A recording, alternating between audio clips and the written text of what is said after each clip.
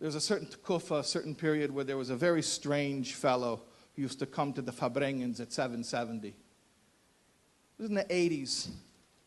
There was a guy dressed differently than everybody else. He used to wear a windbreaker and a bucket hat, and he was dressed like a gym coach. And he would stand up on the bleachers and he would cheer. He'd pump his fists and he would cheer as if he were coaching a team. And they used to call him the coach. All the Chassidim called him the coach. Now, what a lot of people didn't know was that he really was a coach.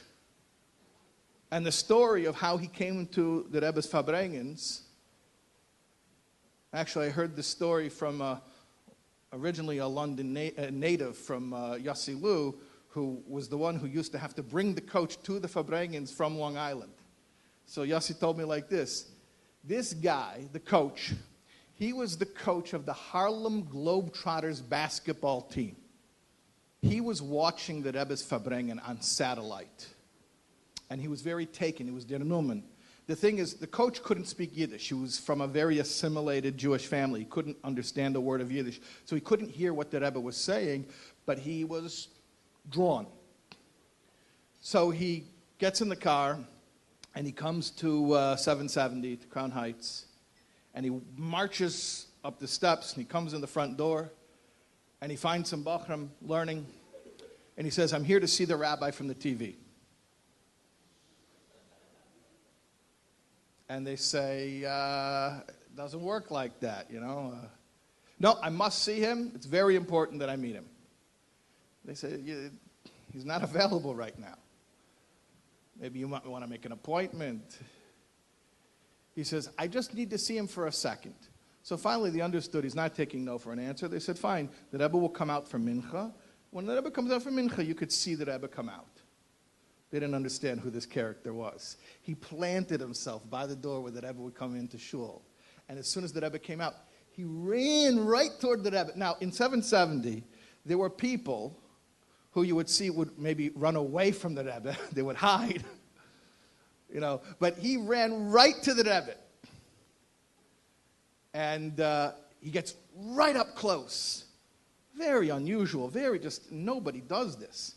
Goes right up to the Rebbe and says, Rabbi, my name is Abe Zaks, and I'm the coach of the Harlem Globetrotters. And everybody's like, okay, interesting. Just not a normal sight for 770. Even for 770.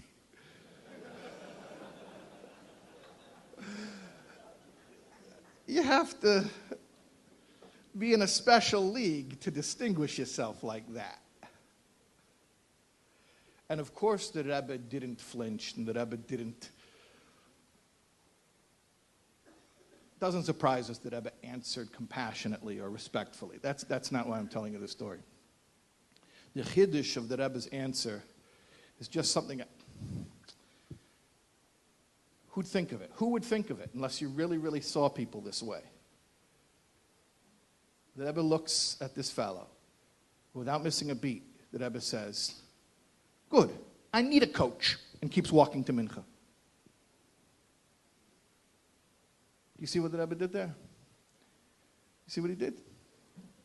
If you would take the Chevra at the Fabrengens, 3 a.m, after the Rebbe finishes Fabreng, and you would say to them, guys, listen, what could we do? What could we add? Epis, something new we could introduce to the Fabrengens that would take us to the next level. What do you think we could do? I promise you, nobody in a million years was going to say, well, let's get a basketball coach with a bucket hat to stand on the bleachers and pump his fist and cheer us like we're at a sports game. Nobody thought that's what we need. And yet this Chevra man shows up in 770, and the Rebbe says to him, like almost, I don't want to say, but yeah, almost annoyed, like, where have you been till now? You're the coach?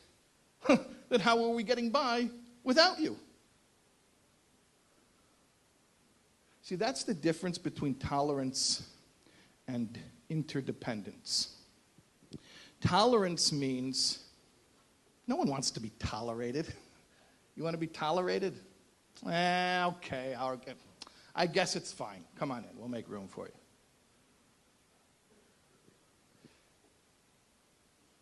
Tolerance means we let you be here even though you are different. Interdependence means we need you here precisely because you are different. Avos Yisrael and Achdus Yisrael has nothing to do with tolerance. We don't tolerate a Jew. We don't overlook his differences. We look straight at his differences and appreciate them as an asset that we need